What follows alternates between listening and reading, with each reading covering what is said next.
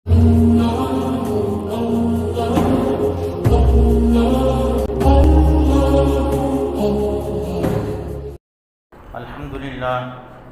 لله نحمده ونستعينه ونستغفره ونؤمن به ونتوكل عليه ونعوذ بالله من شرور أنفسنا ومن سيئات أعمالنا من يهده الله فلا مضل له ومن يضلل فلا هادي له ونشهد أن لا إله إلا الله وحده لا شريك له ونشهد أن سيدنا وسندنا ومولانا محمدا عبده ورسوله سبحانك لا علم لنا إلا ما علمتنا إنك أنت العليم الحكيم فلله الحمد رب السماوات ورب الأرض رب العالمين وله الكبرياء في السماوات والأرض وهو العزيز الحكيم أما بعد فقد قال الله تبارك وتعالى في كلامه العزيز بعد أعوذ بالله من الشيطان الرجيم وأن المساجد لله فلا تدعوا مع الله أحدا وقال عليه الصلاة والتسليم إذا أراد الله بعبد خيرا جعله قيما لمسجد وإذا أراد الله بعبد شرا جعله قيما لحمام أو كما قال عليه الصلاة والتسليم اللهم اغفر لي ولمن يتوبتهم اللهم اغفر لي ولمن يتوبتهم اللهم اغفر لي ولمن يتوبتهم۔ بھائی بزرگوں دوستو، اللہ تعالیٰ کا بے انتہا شکر احسان ہے۔ اللہ تعالیٰ نے ہم سب لوگوں کو ایمان کی دولت سے نوازا۔ جس آدمی کے ساتھ اللہ تعالیٰ بھلائی کا ارادہ فرماتا ہے اسے ایمان دیتا ہے، اور جس کسی کے ساتھ بھلائی کا ارادہ نہیں فرماتا اسے ایمان سے محروم فرما دیتا ہے۔ رسول پاک صلی اللہ علیہ وسلم کا اسوہ درجہ بدرجہ ہمارے سامنے کئی ہفتوں سے آ رہا ہے۔ گزشتہ مرتبہ رسول پاک صلی اللہ علیہ وسلم کی یہ خاص صفت، نبی صلی اللہ علیہ وسلم جو زندگی کے آخری مرحلے تک اس چیز پر باقی رہے جسے مسجد کی خدمت کہتے ہیں، اور عربی میں اس کو تولیت بھی کہتے ہیں۔ تولیت جیسے سے متولی بنا ہے۔ رسول پاک صلی اللہ علیہ وسلم جب تک اس دنیا میں باحیات رہے، آپ ہی امام بھی رہے، آپ ہی متولی بھی رہے۔ مصلی کے فرائض آپ صلی اللہ علیہ وسلم ادا فرماتے تھے، اور مسجد کے دیگر جتنے انتظامات ہیں سب کو آپ صلی اللہ علیہ وسلم بجا لاتے تھے، اور جتنی چیزیں مسجد سے جڑی ہوئی ہیں رسول پاک صلی اللہ علیہ وسلم نے ہر ایک کی فضیلت واضح فرما دی۔ گزشتہ مرتبہ ہمارے سامنے ایک روایت آئی تھی، دوبارہ میں اس کو دہرا دوں۔ اذا اذن المؤذن فهو عمود اللہ، جب مؤذن اذان دینے لگتا ہے تو وہ اللہ تعالیٰ کا ستون ہے، اللہ تعالیٰ کا پلر ہے۔ وَإِذَا تَقَدَّمَ الْإِمَامُ فَهُوَ نُورُ اللَّهِ، اور جب امام نماز پڑھانے کے لیے آگے بڑھتا ہے تو وہ اللہ تعالیٰ کا نور ہے۔ وَإِذَا اسْتَوَتِ الصُّفُوفُ فَهُوَ أَرْكَانُ اللَّهِ، اور جب صفیں برابر کی جاتی ہیں تو رسول پاک صلی اللہ علیہ وسلم نے فرمایا یہ اللہ تعالیٰ کے رکن ہیں۔ پھر آگے فرمایا فَبَادِرُوا إِلَىٰ عُمُودِ اللَّهِ، اللہ تعالیٰ کے ستون کی طرف، اللہ تعالیٰ کے پلر کی طرف تم بھاگو، جلدی کرو۔ وَاقْتَبِسُوا مِن نُورِ اللَّهِ، اور اللہ تعالیٰ کا جو نور ہے وہ مسجد کا امام ہے، اس سے تم اللہ تعالیٰ کے نور کو حاصل کر لو۔ وَكُونُوا ارکان اللہ فی الارض، اور صفوں میں تم پوری طرح سے کھڑے ہو کر، سیدھی طرح سے کھڑے ہو کر اللہ تعالیٰ کے رکن بن جاؤ، اللہ تعالیٰ کے رکن بن جاؤ۔ تو رسول پاک صلی اللہ علیہ وسلم نے مسجد سے جڑی ہوئی ایک چھوٹی چیز کو سراہا، یہاں تک کہ مسجد کے اندر جو کوڑا کرکٹ کسی بھی اعتبار سے پڑا رہتا ہے اس کو اٹھا کر باہر پھینکنے کی فضیلت بتائی۔ کنز المساجد مہور الحور العین، مسجدوں کا پاک صاف کرنا یہ جنت میں جو حوریں ہیں ان حوروں کی جو سردار ہے، جس کو حور عین کہتے ہیں، اس کا مہر ہے، اس کا مہر ہے۔ ہم کبھی بھی مسجد میں آتے ہیں، مسجد میں کسی بھی قسم کا کوڑا کرکٹ دیکھتے ہیں یا کسی بھی قسم کی دھول دیکھتے ہیں تو ہرگز یہ نہ سمجھیں اس دھول کا جھاڑنا یا کسی بھی قسم کے کچرے کا باہر اٹھا کے پھینکنا یہ مؤذن کا حق ہے، نہیں، یہ ہر مومن کا حق ہے، یہ ہر مومن کا حق ہے۔ جو آدمی اس کو ہاتھ لگائے گا اس کی قسمت چمک جائے گی. جو آدمی، اسی لیے رسول پاک صلی اللہ علیہ وسلم جب بھی مسجد میں خلاف ادب کوئی چیز دیکھتے تو اپنے ہاتھوں سے اٹھا کر اسے باہر کر دیتے. گزشتہ مرتبہ یہ بھی روایت میں نے آپ کو سنائی تھی کہ دیکھا مسجد کی دیوار پر تھوک پڑا ہوا ہے. رسول پاک صلی اللہ علیہ وسلم کو اتنا غصہ آیا اور اس غصے کا اظہار چہرے پہ نمایاں ہو گیا. نبی صلی اللہ علیہ وسلم کے رخسار سرخ ہو گئے. کانما طفیا حب الرمان.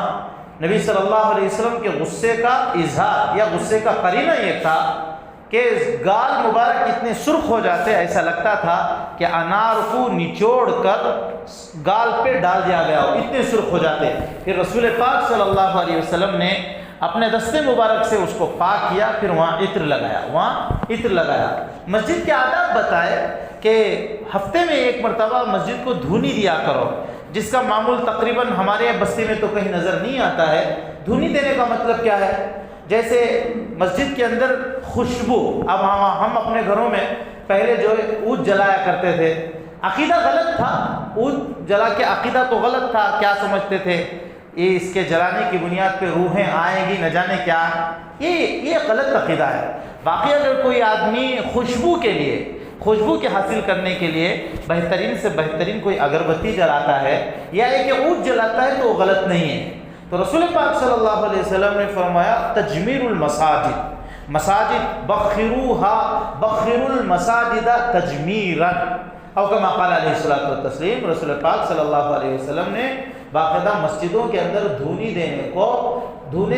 دینے کی تاکید فرمائی. کم سے کم جمعہ کے دن مسجد کو دھونی دینی چاہیے. ادھر ادھر کی اگر کوئی بو مسجدوں کے اندر ہو تو وہ ختم ہو جائے. اچھا، مسجد کے آداب میں سے کیا فرمایا؟ جو آدمی کچی پیاز اور لہسن کھاتا ہو، کچی پیاز لہسن کھانا، پیاز کے بارے میں بھی حدیث پاک میں فضیلت آئی ہے، لہسن کے بارے میں بھی آئی ہے. اس کی جتنی افادیت ہے کہ اس کے اندر کیا کیا طاقتیں ہیں، یہ کھانے کی بنیاد پہ آدمی کی صحت کیسی بنتی ہے، بہت ساری روایتیں اس سلسلے میں طب نبوی میں آپ کو مل جائیں گی. اس کے باوجود رسول پاک صلی اللہ علیہ وسلم نے فرمایا جو آدمی کچی پیاز اور لہسن کھاتا ہو وہ ہمارے مسجد کے قریب نہ آئے. کا مطلب کہ کیوں ایسا؟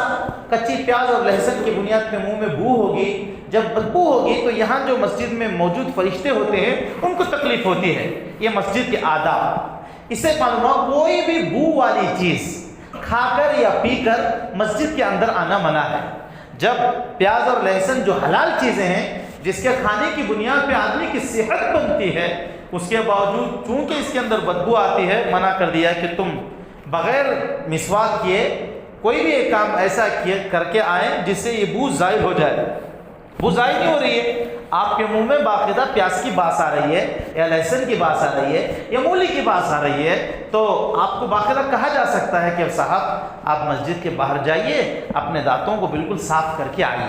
اب اس سے جو لوگ بیڑی سگریٹ کے عادی ہوتے ہیں وہ باقاعدہ بیڑی سگریٹ نوشی کرتے ہیں، اسی حالت میں مسجد میں آ جاتے ہیں. یہ مسجد کے حق کے خلاف ہے. اس سے فرشتوں کو تکلیف ہوتی ہے. ایسا ہرگز نہیں کرنی چاہیے. ہمیشہ اپنے پاس ایک مسواک ہو، مسواک کا اہتمام کریں. اب جب مسجد کی طرف جا رہے ہیں نماز پڑھنے کے لیے یا کہ ہم اپنے گھر میں نماز پڑھ رہے ہیں، رسول پاک صلی اللہ علیہ وسلم کا فرمان ہے خذوا زینتکم عند کل مسجد، کہ زینت اختیار کرو. جیسے کہیں کسی بڑے آدمی کی شادی میں یا پروگرام میں جاتے ہوں تو ہم اچھے سے اچھے کپڑے پہنتے ہیں، کنگھا کرتے ہیں، داڑھی کو تیل لگا کے بالکل اسے سجا لیتے ہیں، پھر عطر لگا کے نہ جانے کیا کیا کرتے ہیں. قرآن پاک میں اللہ تعالیٰ نے کہا جب تم مسجد میں جاؤ، یہ دوسری تفسیر جب تم نماز پڑھو تو باقاعدہ زینت اختیار کرو. جیسے دیگر مواقع میں تم زینت اختیار کرتے ہو، ایسے ہی تم اللہ تعالیٰ کے سامنے کھڑے ہونے کے لیے زینت اختیار کرو. مسجد کے آداب رسول پاک صلی اللہ علیہ وسلم نے فرمایا. مسجد کے اندر آ رہا ہے، مسجد کے اندر آتے ہی سیدھا قدم رکھو. سیدھا قدم رکھنا یہ مسجد کا حق ہے. فرمایا رسول پاک صلی اللہ بسم اللہ کہو، پھر نبی صلی اللہ علیہ وسلم کے اوپر درود پڑھو. بسم اللہ والصلاۃ والسلام علی رسول اللہ، یہ ہے. اس کے بعد اللہم افتح لی ابواب رحمتک، اے اللہ تیری رحمت کے دروازے میرے اوپر کھول دے. یہ دعا پڑھتے ہوئے مسجد کے اندر آئے. مسجد کے اندر آیا، اگر وقت ہے، مکروہ وقت نہیں ہے تو 2 رکعت نماز مسجد کے لیے پڑھیں. وقت نہیں ہے، ابھی جماعت کھڑی ہونے والی ہے، اگر میں تحیۃ المسجد پڑھتا ہوا کھڑا ہو جاؤں تو میری سنت فوت ہو جائے گی. تو مسجد میں بیٹھنے سے پہلے سنت ہی پڑھ دے. سنت جو سنت پڑھنی، عصر سے پہلے کی سنت ہے، ظہر سے پہلے کی سنت ہے، فجر سے پہلے کی سنت ہے، یا ایک عشاء سے پہلے کی سنت ہے. اسی میں اگر آدمی یہ بھی نیت کر لے کہ یا اللہ ابھی میں مسجد کے اندر آیا ہوں، تحیۃ المسجد بھی میں اسی میں ملا لیتا ہوں، تو اللہ تعالیٰ اس کو دونوں چیزوں کا ثواب دے دیں گے. ایک تو تحیۃ المسجد کا بھی ثواب دے دیں گے، اور جو سنت کا ثواب ہے تو اسے مل ہی رہا ہے. رسول پاک صلی اللہ علیہ وسلم نے فرمایا ان من اشراط الساعة ان يمر الرجل في طول الارض في طول المسجد وعرض لم يصلي ركعتين. قیامت کے نشانیوں میں سے یہ بھی ایک نشانی ہے، آدمی مسجد میں ادھر آ رہا ہے، کبھی ادھر جا رہا ہے، کبھی یوں آ رہا ہے، کبھی یوں جا رہا ہے، اور 2 رکعت نماز مسجد کے لیے نہیں پڑھتا ہے. یہ قیامت کی نشانیوں میں سے ہوتا ہے کہ مسجد کے آداب ہیں. پھر جب باہر نکلنے کا موقع آ گیا تو باہر نکلتے ہوئے سب سے پہلے اپنا بایاں پیر نکالیں، بسم اللہ والصلاۃ والسلام علی رسول اللہ. پہلے بسم اللہ، پھر نبی صلی اللہ علیہ وسلم کے اوپر درود. بسم اللہ والصلاۃ والسلام علی رسول اللہ. اللہم انی اسألک من فضلک، یا اللہ میں تجھ سے تیرا فضل مانگتا ہوں. یہ کہتے ہوئے مسجد سے باہر نکلے. تو رسول پاک صلی اللہ علیہ وسلم نے مسجد میں آنے کے آداب، مسجد سے باہر نکلنے کے آداب، اگر مسجد میں کوئی چیز کھا رہا ہے تو اس کے آداب، اگر کوئی مسجد میں سو رہا ہے تو اس کے آداب. کھانا پینا مسجد میں منع ہے، کھانا پینا مسجد میں منع ہے. پھر کیا ہے، اگر کوئی آدمی مسجد میں معتکف ہو، اعتکاف کی نیت سے اندر آیا ہو تو اسے کھانے کی اجازت ہے. بہت سارے لوگ یہ بھی کرتے ہیں، کھانا آ گیا تو چلو کھاتے ہیں، ارے مسجد میں کھانا منع ہے، اعتکاف کی نیت کر لیں. اعتکاف یہ غلط ہے. کھانے کے لیے اعتکاف کی نیت کرنا غلط ہے، اعتکاف کی نیت کر کے آ کے کھانا درست ہے. صرف کھانے کے لیے رسول پاک صلی اللہ علیہ وسلم نے اعتکاف کی جو فضیلت بتائی ہے، وہ اعتکاف ایک دن پر منحصر نہیں ہے. چاہے تو آدمی پاؤ گھنٹے کا اعتکاف کر سکتا ہے، 5 منٹ کا اعتکاف کر سکتا ہے. جب مسجد کے اندر آیا تو ساتھ میں اللہ تعالیٰ سے دل میں ارادہ کر لے کہ یا اللہ جتنی دیر میں مسجد میں بیٹھوں گا اتنی دیر میں مسجد میں اعتکاف کروں. آ رہے ہیں نماز تو پڑھ رہے ہیں اپنی جگہ ہے، لیکن اس اعتکاف کی نیت کرنے کی بنیاد پہ کہ یا اللہ جتنی دیر میں مسجد میں بیٹھا رہوں گا اتنی دیر میرا اعتکاف ہے. مسجد میں آتے ہوئے اگر کسی نے نہیں کیا ہے، ابھی دل میں آپ نیت کر لیں کہ یا اللہ جتنی دیر میں مسجد میں رہوں گا وہ میرے لیے اعتکاف ہے. مسجد میں نماز پڑھنے کے علاوہ نیک باتیں سننے اور نیک باتوں کے کرنے کے علاوہ اعتکاف کا ثواب الگ سے ملتا ہے، الگ سے ملتا ہے. تو اعتکاف میں آنے کے بعد اگر کوئی آدمی کھا رہا ہے تو اس کے لیے بھی درست ہے، اگر کوئی آدمی سو رہا ہے تو اس کے لیے بھی درست ہے. تو رسول پاک صلی اللہ علیہ وسلم نے مسجد کے آداب کو بتایا. مسجد کی جڑی ہوئی ہر شے کے سلسلے میں نبی صلی اللہ علیہ وسلم نے وضاحت فرما دی. فقہاء کرام نے ایک مسئلہ لکھا ہے، قرآن پاک کا غلاف ہے. قرآن پاک کا غلاف جسے قرآن پاک کی چمچی کہتے ہیں اور جزدان بھی کہتے ہیں، نہ جانے اور کیا کیا کہتے ہیں. قرآن پاک کے اوپر ہم جو باندھتے ہیں، اچھا قرآن پاک میں باندھ کے ہم رکھے تھے، اسے دھونے کی نوبت آئی تو کیا کیا جائے؟ بزرگوں نے لکھا ہے اسے باقاعدہ ایک ایسے پانی میں دھویا جائے جو پانی گندی نالی میں بہتا نہ ہو، گندی نالی میں بہتا نہ ہو. اسے گلاب کے پانی سے دھویا جائے، پھر اس پانی کو کسی اچھی جگہ، کسی کنویں میں پھینک دیا جائے، کسی کنویں میں پھینک دیا جائے، یا یہ کہ کسی ایسی جگہ پھینک دیا جائے جہاں لوگوں کا گزرنا ہوتا ہو. یہ کیوں؟ ایسا کیوں؟ ایسا اس لیے کہ یہ کپڑا قرآن پاک سے چپک گیا تھا، اس بنیاد پہ اس کپڑے کی بھی فضیلت آ گئی. جو چیز قرآن پاک سے چپک گئی ہے اس کی فضیلت بھی بڑھ گئی ہے. اب اسے ایسے ویسے پانی سے دھویا بھی نہیں جائے گا اور دھوئے ہوئے پانی کو ایسی ویسی جگہ پھینکا بھی نہیں جائے گا. قرآن پاک سے لگنے کی بنیاد پہ غلاف محترم، غلاف سے پانی لگنے کی بنیاد پہ پانی محترم. یہ پانی جس جگہ پہ پھینکا گیا وہ جگہ محترم. اب اس جگہ پہ جہاں پانی پھینکا گیا بے ادبی کے طور پہ ادھر ادھر پھرا نہیں جائے گا. تو بالکل اسی طرح جیسے مسجد کو اللہ تعالیٰ نے فضیلت والا بنایا، مسجد سے جڑی ہوئی ہر شے کو فضیلت والی بنا دی. رسول پاک صلی اللہ علیہ وسلم جو فجر میں آتے تھے تو فجر میں آنے سے پہلے مسجد کے باہر کے حصے کو ایک عورت تھی، ایک روایت میں آتا ہے ایک مرد تھا، دونوں روایتیں ہیں، پانی چھینک کے باقاعدہ جھاڑ دیتی، جھاڑ کے صاف کر دیتی تھی. تو رسول پاک صلی اللہ علیہ وسلم اس کے عمل سے بہت خوش تھے، اس کے عمل سے بہت خوش تھے.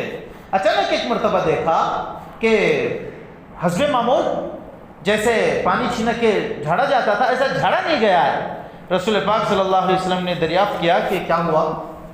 وہ عورت جو ہمیشہ مسجد کی نگرانی کرتی تھی، مسجد کی صفائی کرتی تھی، آج اس نے صفائی کیوں نہیں کی؟ تو بتایا گیا یا رسول اللہ ان کا انتقال ہو گیا ہے۔ اچھا، جب ان کا انتقال ہو گیا تو مجھے کیوں اطلاع نہیں دی؟ اس وقت معمول تھا، کیا معمول تھا؟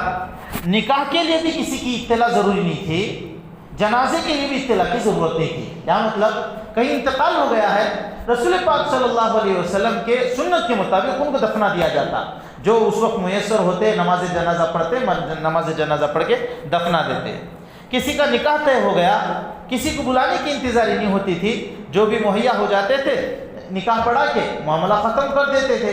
رسول پاک صلی اللہ علیہ وسلم کی وہاں بھی انتظاری نہیں تھی، چنانچہ اس عورت کا انتقال ہوا ہے، دفنا دیا گیا۔ نبی صلی اللہ علیہ وسلم نے پوچھا تم نے مجھے کیوں نہیں بتایا؟ تم نے مجھے کیوں نہیں بتایا؟ پھر گئے قبرستان گئے، پوچھا اس کی قبر کہاں ہے؟ جہاں تم نے اس کو دفن کیا وہ کہاں ہے؟ قبر کے پاس جا کر رسول پاک صلی اللہ علیہ وسلم نے نماز جنازہ ادا کی، اس کے لیے مغفرت کی دعا کی، پوری دنیا والوں کو بتا دیا کہ جو مسجد کی ادنی قسم کی خدمت کرتا ہو، خواہ وہ مسجد کے باہر کے حصے میں پانی چھینک کے جھاڑتا کیوں نہ ہو، اس کی بھی فضیلت اتنی بڑی ہوئی ہے کہ وہ مر جائے تو نبی خود اس کے قبر کے پاس آئے گا اور نماز جنازہ بھی پڑھے گا، اس کی مغفرت کی دعا بھی کرے گا۔ پوری دنیا والوں کو بتا دیا۔ تو میں کہہ رہا تھا مسجد سے جو چیز بھی مل جاتی ہے اللہ تعالیٰ کی نگاہوں میں وہ چیز بڑھ جاتی ہے، اللہ تعالیٰ کی نگاہوں میں وہ چیز بڑھ جاتی ہے۔ کیا فرمایا گزشتہ مرتبہ میں نے آپ کو ایک روایت بتائی تھی، نبی صلی اللہ علیہ وسلم نے فرمایا من علق فی المسجد قندیلا، جو آدمی مسجد میں کوئی چراغ لٹکاتا ہے، قندیل کہتے ہیں چراغ کو، پہلے زمانے میں چراغ ہوتا تھا جس کو لالٹین کہتے تھے، اس کو قندیل کہتے ہیں۔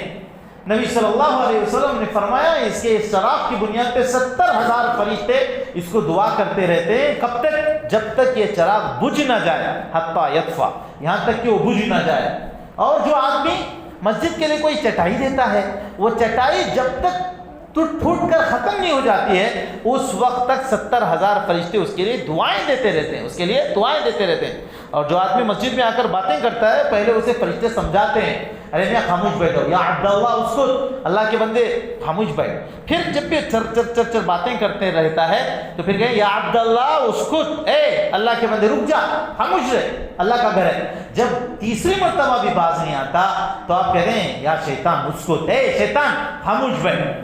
یہ بات کرنے کی جگہ نہیں ہے۔ مسجد میں دنیا کی ایسی ویسی باتیں کرنے کی بنیاد پہ نیکیوں کو ایسے آگ لگتی ہے جیسے سوکھی لکڑی کو آگ لگ جاتی ہے۔ سوکھی لکڑی کو جب آگ لگتی ہے تو لکڑی کے جلنے میں گھنٹے نہیں لگتے، منٹ لگتے ہیں۔ اسی طرح اگر کوئی آدمی اللہ کے گھر میں بے ضرورت دنیا کی باتوں میں مشغول ہوتا ہے تو اس کے نیکیوں میں ایسے آگ لگتی ہے جیسے سوکھی لکڑی کو آگ لگ جاتی ہے۔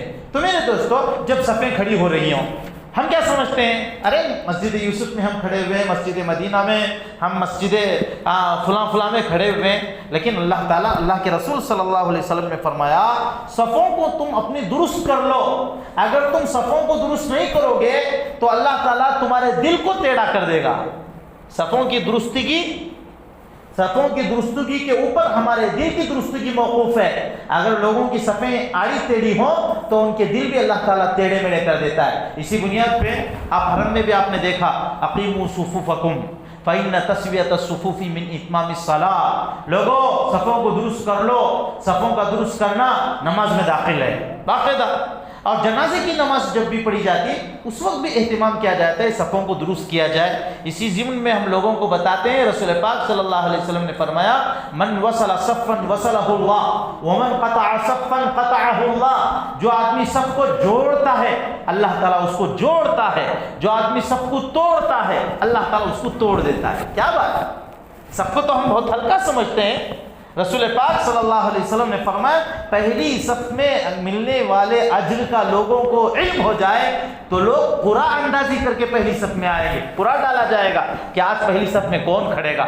پہلی صف میں اللہ تعالیٰ اتنا دیتے ہیں۔ فرمایا نبی صلی اللہ علیہ وسلم نے ان اللہ وملائکتہ یصلون علی الصف الاول، بے شک اللہ اور اللہ کے فرشتے رحمت بھیجتے ہیں پہلی صف کے اوپر۔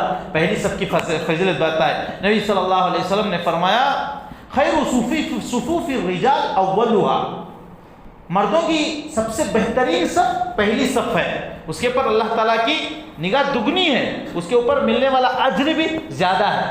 رسول پاک صلی اللہ علیہ وسلم کے زمانے میں لوگوں نے ایسا کیا، امام کے سیدھی طرف آگے لوگ کھڑے ہونے لگے، بائیں طرف کو تو بالکل چھوڑ دیا یہ سوچ کے کہ ادھر فضیلت ہے۔ تو رسول پاک صلی اللہ علیہ وسلم نے فرمایا جو آدمی امام کے بائیں طرف کے خلے کو پر کرتا ہے، بائیں طرف کا مطلب لیفٹ سائڈ جو خالی جگہ ہے اس کو پر کرتا ہے، اللہ تعالیٰ اس کو 2 اجر دیتے ہیں، اس طرف 1 اجر ملتا ہے، اس طرف 2 اجر دیتے ہیں۔ تو رسول پاک صلی اللہ علیہ وسلم نے ہر چھوٹی بڑی چیز کو مسجد سے جڑی ہوئی بالکل واضح فرما کر پوری دنیا والوں کو بتا دیا قیامت تک کے لیے کہ مسجد کی عظمت کیا ہے۔ اسی بنیاد پہ مسجد کی جب تعمیر کی جاتی ہے تو تعمیر میں ذرا پیسہ بھی ٹٹول لیا جائے، کن پیسوں کے ذریعے سے ہم اینٹ گارا مٹی لگا رہے ہیں۔ اگر ناجائز پیسہ ہے تو باقاعدہ اللہ تعالیٰ کے پاس اس کا جواب دینا ہوگا۔ مسجد بنانا اس طریقے سے فرض نہیں جس طریقے سے ہم بناتے ہیں۔ گزشتہ مرتبہ مسجد نبوی کی میں نے حیت آپ کو بتائی، 100 بائی 100 میں پھیلی ہوئی مسجد تھی اور کچی اینٹوں سے کچی مٹی سے دیواریں بنائی گئی تھی، لیکن چھت بالکل اتنا کچا تھا، پتوں کے ذریعے سے اس چھت کو پورا کیا گیا تھا۔ بارش جب برستی تو بارش کے برسنے کی بنیاد پہ پوری مسجد کے اندر کیچڑ ہو جاتا، رسول پاک صلی اللہ علیہ وسلم سجدہ کرتے تو آپ کی پیشانی مبارک پر کیچڑ ہوتا تھا، اتنی کچی مسجد تھی۔ اور عمر فاروق رضی اللہ تعالیٰ عنہ کے زمانے تک بھی چراغ مسجد نبوی میں نہیں تھا، تمیم داری رضی اللہ تعالیٰ عنہ نے چراغ دیا، مسجد روشن تھی، عمر فاروق رضی اللہ تعالیٰ عنہ کو خوشی ہوئی تو انہوں نے کہا جس طرح تو نے اللہ کے گھر کو روشن کیا ہے نور اللہ قبرہ، اللہ تعالیٰ تمیم داری کے قبر کو منور فرما دے۔ تو میرے دوستو، مسجدیں اتنی سادہ ہونے کے باوجود مسجدوں کے فیشن کے سلسلے میں یا مسجدوں کو سجانے کے سلسلے میں ان کی ذرہ برابر فکریں نہیں تھی۔ حضرت عثمان غنی رضی اللہ تعالیٰ عنہ کے زمانے میں مستقل مسجد کو پکا بنانے کی کوشش کی گئی، اس لیے کہ اس وقت وہ ضرورتیں آ گئی تھیں، پکا بنائے بغیر چارہ نہیں تھا۔ تو اس وقت جو ہے باقاعدہ ادھر ادھر کے ممالک سے اچھی چیزوں کو منگوایا گیا، پتھر کو منگوایا گیا، پھر مسجد کی تعمیر ذرا بڑھاتے بڑھاتے عثمان غنی رضی اللہ تعالیٰ عنہ کے زمانے میں بڑھائی گئی۔ تو رسول پاک صلی اللہ علیہ وسلم کی 2 اہم سنتیں، ایک جب تک زندہ رہے مصلی نبی صلی اللہ علیہ وسلم کے ہاتھ میں تھا، دوسرا مسجد کا انتظام و انصرام، مسجد کا مینجمنٹ وہ رسول پاک صلی اللہ علیہ وسلم کے ہاتھ میں تھا۔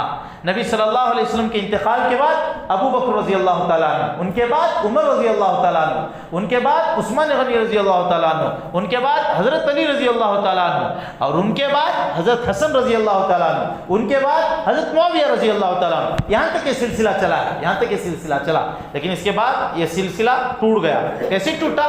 مسجد کے احکام الگ ہو گئے، بیت المال کو الگ کر دیا گیا، بیت المال کو الگ کر دیا گیا، جہاد کی جو تربیت دی جاتی ہے وہ مسجد سے ہٹا دی گئی، تو مسجد صرف محدود ہو کر رہ گئی۔ مسجد کا ایک امام بھی طے کر دیا گیا، مسجد کا امام بھی طے کر دیا گیا کہ امام مؤذن مسجد کے الگ رہیں گے، بادشاہ وقت بھی آ کے نماز پڑھ کے چلا جائے گا۔ ورنہ آج بھی فقہ کی کتابوں میں آپ اٹھا کے دیکھو، جمعہ پڑھانے کا سب سے پہلا حقدار وہ بادشاہ ہے۔ جمعہ کون پڑھائے گا؟ مسئلہ لکھا ہوا ہے السلطان، سلطان نہیں ہے، بادشاہ نہیں کہیں گیا ہوا ہے، نائبہ یا بادشاہ کا نائب پڑھائے گا، بادشاہ کا نائب بھی نہیں ہے، امام مسجد پڑھائے گا۔ عید کی نماز کون پڑھائے گا؟ السلطان، بادشاہ پڑھائے گا۔ بادشاہ نہیں ہے، اسے عذر ہے، اس کا نائب پڑھائے گا، نہیں ہے تب بھی امام وقت جو بھی وقت کا امام ہو وہ پڑھائے گا۔ باقی تو مسئلہ منقع ہے۔ تو مصلی بادشاہ کا حق تھا اور امام جو بھی امام تھا وہ بادشاہت کا مستحق تھا، لیکن چلتے چلتے لوگوں میں جب جہالت عام ہوتی چلی گئی، جہالت عام ہو گئی تو اس کی تقسیم کر دیا گیا۔ ایسا کیوں ہے؟ انما یامر مساجد اللہ من آمن باللہ والیوم الآخر واقام الصلاۃ وآتى الزکاۃ ولم یخش الا اللہ، بے شک مسجد کو وہی لوگ آباد کرتے ہیں جو اللہ پر ایمان رکھتے ہیں، قیامت پر ایمان رکھتے ہیں، نماز پڑھتے ہیں، زکوٰۃ دیتے ہیں، اللہ کے علاوہ کسی اور کو ڈرتے نہیں ہیں، اللہ کے علاوہ کسی اور، وَلَمْ يَخْشَ إِلَّا اللَّهِ، اللہ کے علاوہ اور کسی کو ڈرتے نہیں ہیں۔ امام الہند حضرت مولانا ابوالکلام آزاد رحمۃ اللہ علیہ کی ایک تفسیر ہے ترجمان القرآن، اس تفسیر میں انہوں نے اس آیت کے ضمن میں لکھا ہے، اس آیت کے اب مالہ و مالی سے یہ سمجھ میں آتا ہے کہ مسجد کے انتظام و انصرام کا حقدار ایک عالم دین ہے، ایک عالم دین مطلب کیا ہے؟ مسجد کے مینجمنٹ کا ذمہ دار ایک عالم دین ہے۔ ایسا کیوں؟ ایسا اس لیے ہے کہ وہ مسجد کے حقوق کو جانتا ہے، مسجد کے مصلی کے حقوق کو جانتا ہے، مسجد کے انتظام و انصرام کو بھی وہ جانتا ہے۔ اگر کسی جگہ یہ نہیں ملتا ہے تو کسی ایسے آدمی کو طے کیا جائے جو شریعت کا پابند ہو، جو شریعت کا پابند ہو، شریعت کی تمام چیزوں کو جانتا ہو۔ ایسا اس لیے ہے جب آدمی اللہ سے ڈرنے والا ہوگا، جب آدمی اللہ سے ڈرنے والا ہوگا، وہ قدم بقدم اللہ تعالیٰ سے ڈر کر زندگی گزارے گا، اللہ تعالیٰ اس کے لیے راہیں کھولیں گے۔ اب جہاں اللہ تعالیٰ کا خوف مفقود ہو جاتا ہے، وہ کسی بھی چیز کے کرنے سے ذرہ برابر باز نہیں آئے گا۔ تاریخ میں ایسے کئی واقعات ہیں، کئی واقعات، اور تین واقعات میں بتاؤں گا۔ تینوں واقعات مسجد نبوی سے جڑے ہوئے، تینوں واقعات مسجد نبوی سے جڑے ہوئے۔ وہ کیا ہے؟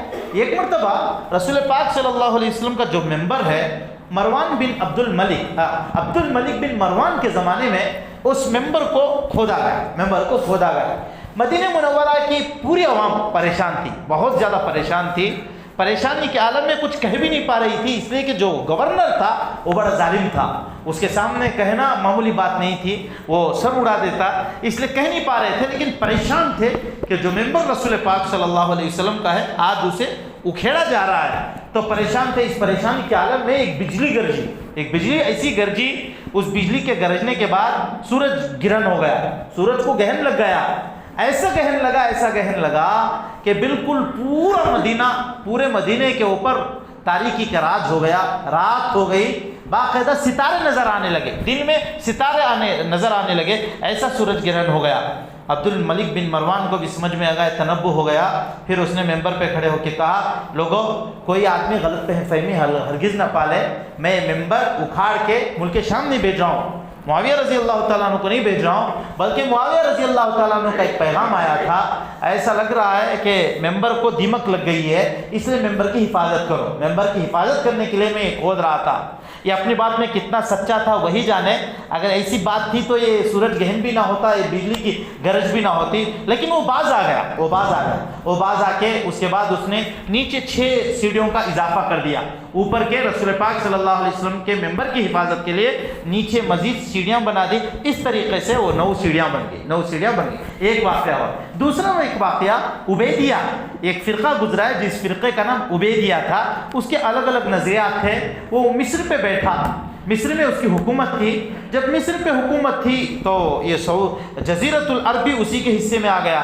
اب اس نے بیٹھے بیٹھے سوچا، رسول پاک صلی اللہ علیہ وسلم کا روضہ مدینے میں ہے، مسجد نبوی میں ہے، کیا ہی اچھا ہو رسول پاک صلی اللہ علیہ وسلم کے روضے کو میں منتقل کر دوں اور مصر میں لا کے دفنا دوں، تاکہ لوگوں کا رجوع اس طرف ہو جائے، تمام لوگ ادھر آئیں، برکت حاصل کریں۔ اس ارادے سے عبیدیہ کا ایک وفد مدینہ منورہ میں آیا۔ جب مدینہ منورہ میں آیا، اس کے آتے ہی اس کے ارادوں کو مدینہ منورہ والوں نے بھانپ لیا کہ کس ارادے سے آئے۔ مسجد نبوی میں ان کا استقبال کیا گیا۔ استقبال میں جو اس وقت کے قاری صاحب سے کہا گیا کہ آپ قرآن پاک کی تلاوت کریں۔ انہوں نے قرآن پاک کی تلاوت کی۔ تلاوت کرنے سے پہلے ان کا چہرہ روبناک ہو گیا تھا، ان کا دل رو رہا تھا کہ لوگ کیا سازش کرنے کے لیے آئے کہ رسول پاک صلی اللہ علیہ وسلم کے جسد اطہر کو مسجد نبوی سے نکال کر یہ مصر میں لے کے جائیں گے۔ اب انہوں نے وہ آیتیں پڑھی، وَهَمُّوا بِإِخْرَاجِ الرَّسُولِ وَهُمْ بَدَؤُوكُمْ أَوَّلَ مَرَّةٍ أَتَخْشَوْنَهُمْ فَاللَّهُ أَحَقُّ أَن تَخْشَوْهُ إِن كُنتُم مُّؤْمِنِينَ قَاتِلُوهُمْ يُعَذِّبْهُمُ اللَّهُ بِأَيْدِيكُمْ وَيُخْزِهِمْ وَيَنصُرْكُمْ عَلَيْهِمْ وَيَشْفِ صُدُورَ قَوْمٍ مُّؤْمِنِينَ۔ ان سورہ توبہ کی ان آیتوں کو پڑھا جن آیتوں میں یہ تھا کہ وہ لوگ، ان لوگوں نے ارادہ کیا ہے رسول پاک صلی اللہ علیہ وسلم کو نکالنے کا۔ یہ مشرکوں کے بارے میں تھا، لیکن ان آیتوں کو ایسے جذب کے ساتھ، ایسے وجد کے ساتھ انہوں نے پڑھا کہ سب لوگوں کے اوپر ایک قسم کا رعب طاری ہو گیا۔ جو لینے کے لیے آئے تھے ان لوگوں کے اوپر بھی رعب طاری ہو گیا، وہ باز آ گئے، نہیں رسول پاک صلی اللہ علیہ وسلم کے جسد اطہر کو ہم لے کے نہیں جائیں گے۔ چنانچہ توبہ کر کے وہ وہاں سے چلے گئے۔ ایک مرتبہ کا واقعہ ہوا تھا رسول پاک صلی اللہ علیہ وسلم کے جسد اطہر کو نکالنے کا۔ اچھا، دوسرا ایک واقعہ پیش آیا ہے، دوسرا ایک واقعہ جس میں مستقل اللہ تعالیٰ نے رہبری فرمائی، دو واقعے جس میں سرزنش فرمائی.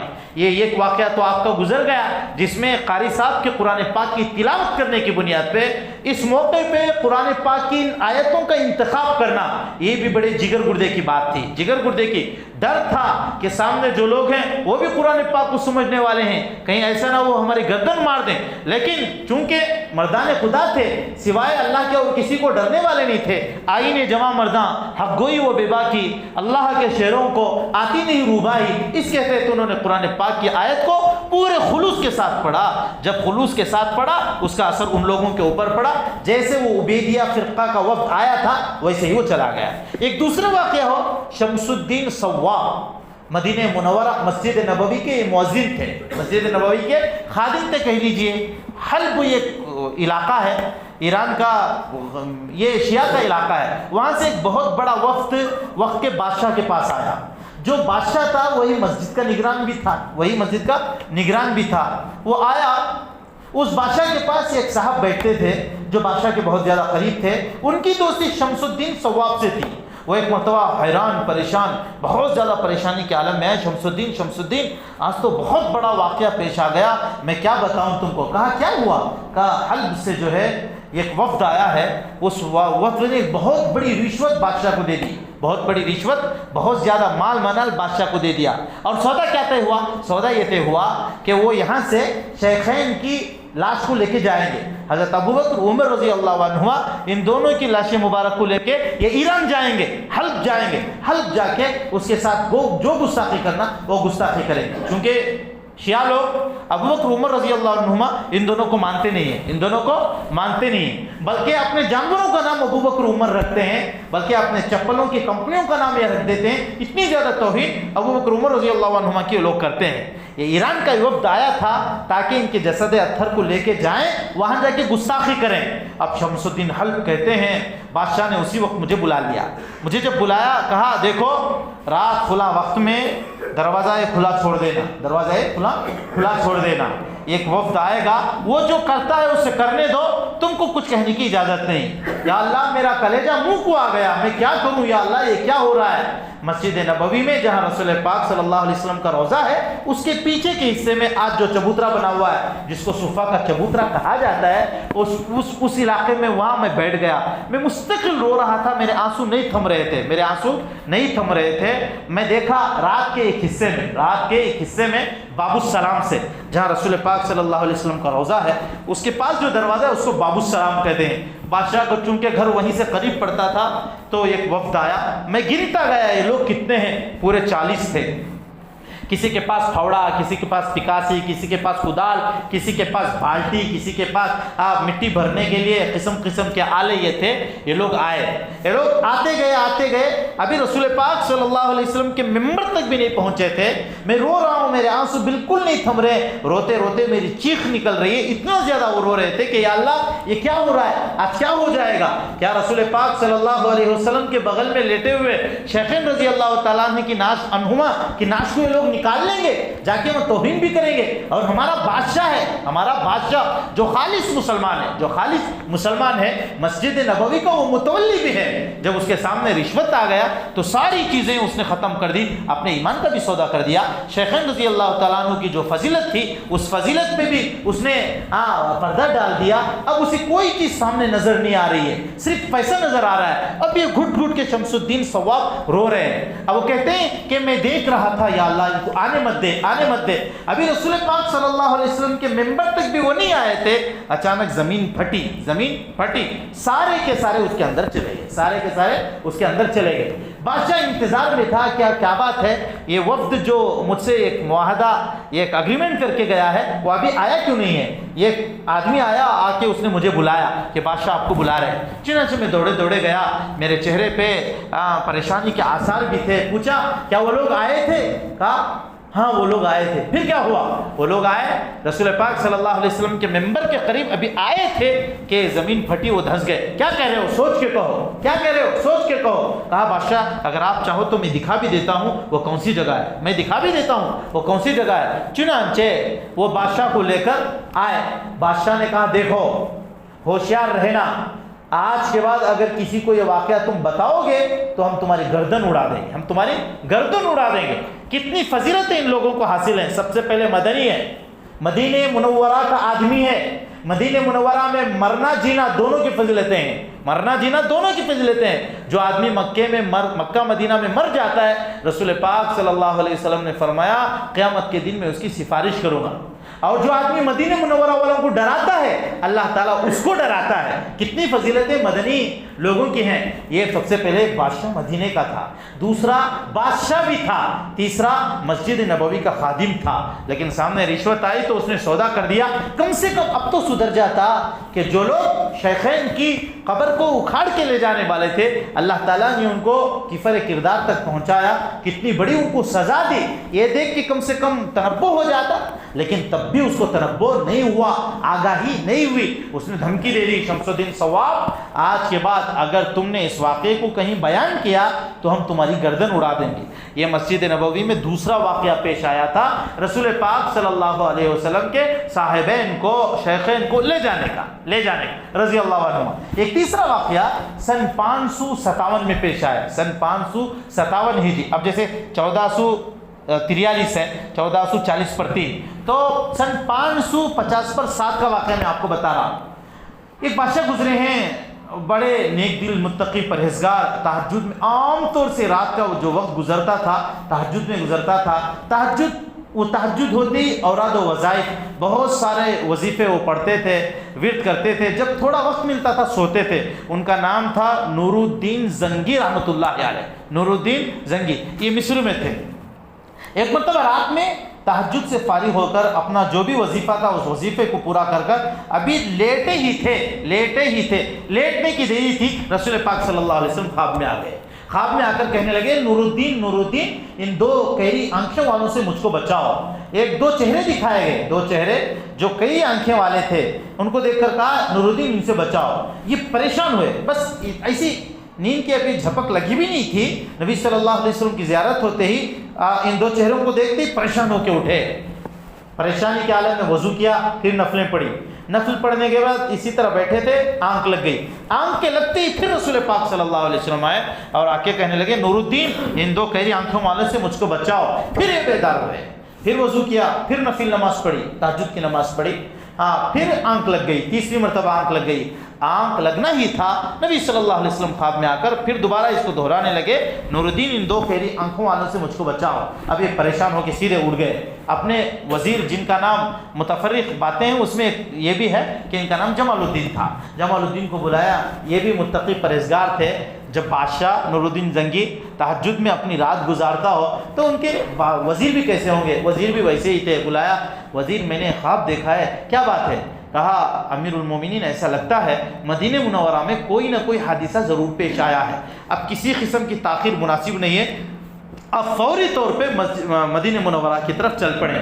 چنانچہ 20 نفر اپنے ساتھ بہت سارے اونٹ اور بہت سارا ساز و سامان لے لیا، تیز رفتار جو اونٹ تھے صبح و شام چلتے رہے، صبح کسی کو خواب کی اطلاع نہیں دی گئی، صبح و شام چلتے نماز کے لیے ٹہرتے تھے، اور گاڑیوں کے اوپر ہی جو کھانے کا ہوتا تھا وہ نظام، کھانا پکانے والے وہ کھانے کا انتظام کر لیتے تھے، ایک وقت کا کھانا پکا کے مستقل کئی دنوں تک وہ کھاتے صبح و شام سفر طے کرتے مصر سے نکلے تھے، 16ویں دن مدینہ منورہ میں پہنچے۔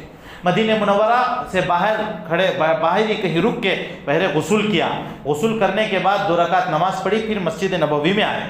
مسجد نبوی میں ریاض الجنہ میں بیٹھ کے خوب رویا، سمجھ میں نہیں آ رہا تھا کہ یا اللہ اب کیا کروں، خواب تو مجھے ایسا دکھائی دے دیا گیا ہے، اب میں کیا کروں، سمجھ میں نہیں آ رہا تھا۔ اس کے بعد وزیر نے اعلان کیا بادشاہ سلامت کی زیارت کریں، آئے بادشاہ سلامت سب کو ہدیے سے نوازیں گے، سب آ کے مصافحہ کر کے جائیں۔ بادشاہ سلامت ایک جگہ بیٹھ گئے، پورے مدینہ منورہ میں منادی کرا دی گئی کہ کوئی مدینے کا فرد باقی نہ رہے، ہر ایک آئے بادشاہ کے ہاتھوں سے ہدیہ لے کے جائے۔ چنانچہ جو بھی سامنے سے آتا بادشاہ ہدیہ دینے سے پہلے اس کو پوری طرح سے اس طرح دیکھتے، پھر اسے آگے بھیجتے، پھر ہدیہ دیتے اسے آگے بھیجتے۔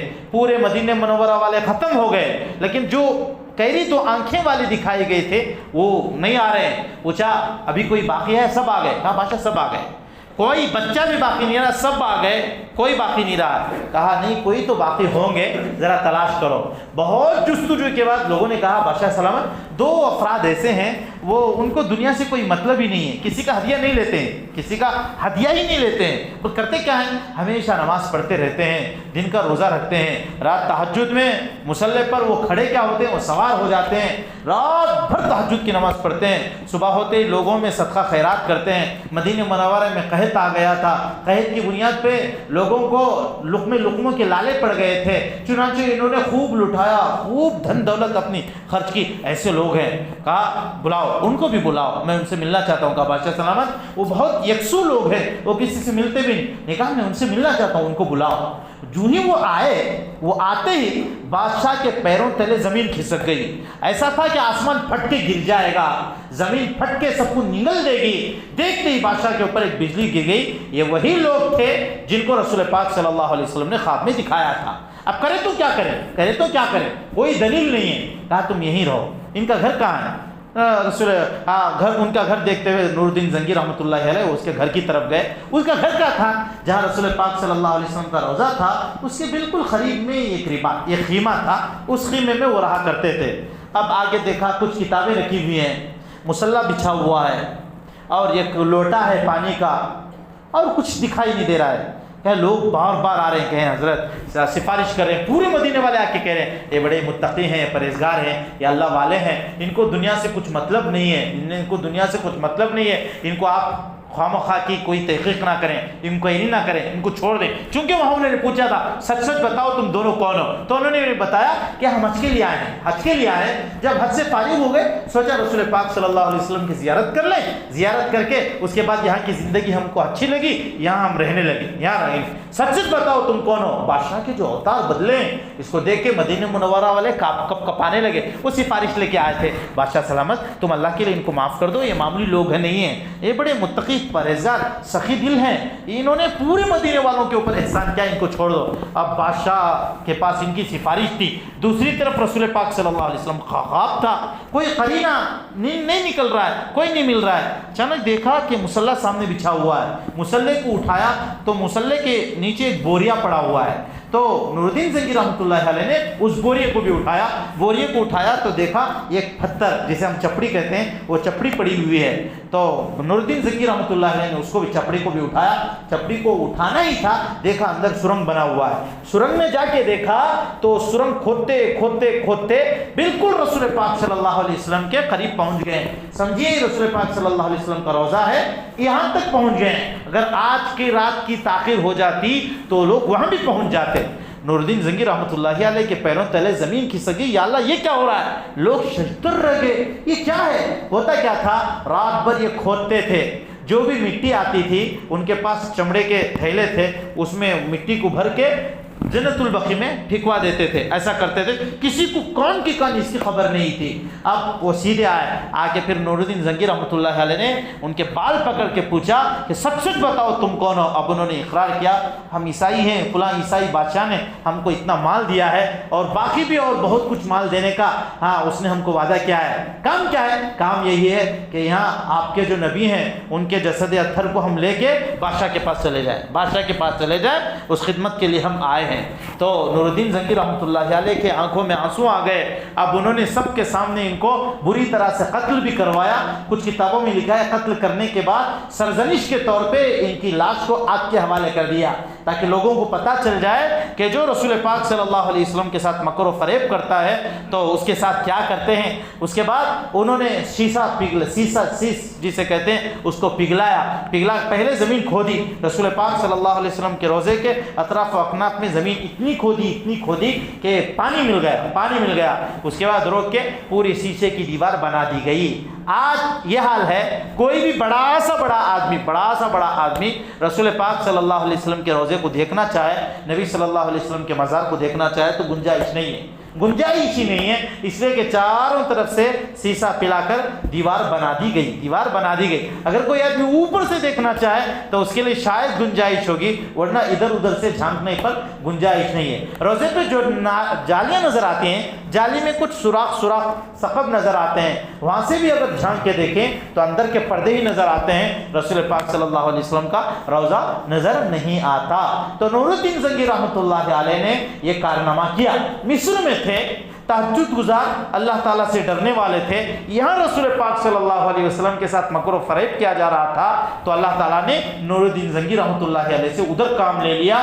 16 دنوں کی سفر کی مسافت کو طے کر کے پوری صبح و شام سفر طے کرتے ہوئے آئے، یہاں کے انہوں نے رسول پاک صلی اللہ علیہ وسلم کے روزے کی حفاظت کی۔ لیکن حلق کا جب ایک وفد آیا تھا شمس الدین صواب رحمۃ اللہ علیہ کے زمانے میں، اس وقت کا جو موجودہ متولی تھا اس نے سودا کر لیا تھا۔ یہی فرق ہوتا ہے، جس آدمی کے دل میں اللہ کا خوف ہوتا ہے وہ سب کچھ کر سکتا ہے لیکن دین کا سودا نہیں کر سکتا ہے۔ اس لیے میرے دوستو، جہاں بھی ہم مسجد میں جاتے ہیں سب سے پہلے مسجد کا حق ادا کرو، سب سے پہلے مسجد کا حق ادا کرو، 2 رکعت نماز پڑھ کے۔ مسجد میں کہیں بھی کوڑا کرکٹ نظر آتا ہو تو اسے اٹھاؤ اور احتساب کے ساتھ اٹھاؤ کہ آج ہم جو کوڑا کرکٹ اٹھا رہے ہیں اس کی بنیاد پہ اللہ تعالیٰ جنت میں ہماری حوروں کا مہر ادا کرے گا باقاعدہ اس احتساب کے ساتھ، اس نیکی کی امید کے ساتھ وہ اٹھاؤ۔ کبھی بھی مسجد کے جھاڑنے کو مؤذن کا حق ہرگز نہ سمجھو۔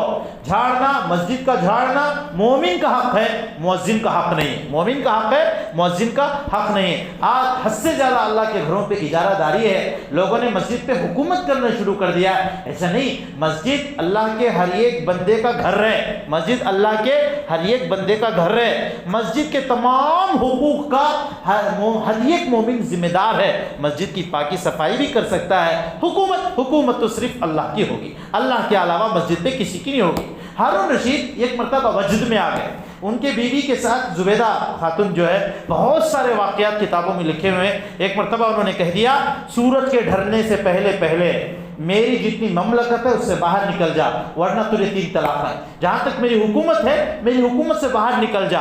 لیکن ہارون رشید کی حکومت اتنی پھیلی ہوئی تھی، اگر زبیدہ خاتون 15 دن بھی چل کے جاتی حکومت سے باہر نکلنے والی نہیں تھی، بہت پریشان ہو گئی کہ یا اللہ اب تو میرا رشتہ بالکل ٹوٹ گیا، اب کوئی حل ہی نہیں ہے۔ میں سورج ڈھلنے سے پہلے کیا 15-20 دن تک بھی اگر میں سفر کرتی رہوں گی بادشاہ کی سلطنت سے باہر جانے والی نہیں ہوں۔ اسی پریشانی میں وہ تھی، اچانک اللہ تعالیٰ نے ان کے دل میں بات ڈالا، ارے پوچھنا ہو تو علماء کرام سے پوچھو، ہر چیز کا مسئلے کا حل علماء کرام کے پاس ہے۔ چنانچہ اس وقت امام ابو یوسف رحمۃ اللہ علیہ بہت بڑے عالم، بہت بڑے قاضی تھے، ان کے پاس انہوں نے ایک قاصد کو بھیجا کہ بادشاہ نے ایسے قسم ڈال دیے، کیا کریں، آپ ہی کے پاس کوئی حل ہے، کوئی حل آپ بتائیں۔ امام ابو یوسف رحمۃ اللہ علیہ نے کہا اس کا حل تو معمولی ہے، آپ پریشان کیوں ہو رہے ہیں؟ ہاں پریشانی اس میں تو سب سے بڑی ہے، بادشاہ کی سلطنت اتنی پھیلی ہوئی ہے، آج سورج کے ڈھلنے سے پہلے میں باہر کیسے نکل سکتی ہوں؟ کیا مجھے ہوا باہر بھیج دے گی یا کوئی جن لے کے جا کے مجھے باہر کر دے گا؟ ایسا نہیں ہے۔ تو امام ابو یوسف رحمۃ اللہ علیہ نے کہا ملکہ ایسا نہیں ہے، آپ ایسا کرو سورج کے ڈھلنے سے پہلے آپ مسجد میں آ جاؤ، بس مسئلہ ختم ہے۔ اس لیے کہ تمہارے شوہر کی حکومت سب جگہ ہے لیکن اللہ کے گھر پہ سوائے اللہ کی کسی کی حکومت نہیں ہے۔